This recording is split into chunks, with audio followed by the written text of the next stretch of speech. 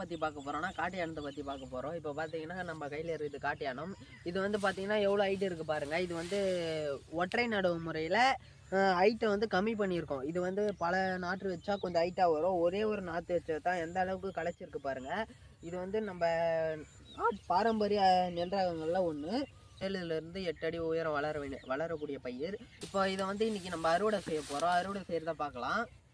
என்ன பண்ண போகிறோம்னா காட்டு யானை அறுவடை செய்ய போகிறோம். அறுவடை செய்கிறது எப்படின்னு பார்க்கலாம். அறுவடை முதல்ல கையில் எடுத்துப்போம். எடுத்து கீழே குனிந்து அறுத்துக்கிறோம். இப்போ காட்டு யானத்தை பிடிச்சி அறுக்கிறோம். இப்போ பாருங்கள் எந்த அளவுக்கு இருக்குது பாருங்கள்.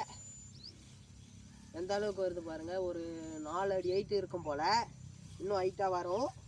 இப்போ வந்து ஒற்றை நடவு முறையில் நட்டதுனால இந்த அளவுக்கு இருக்குது.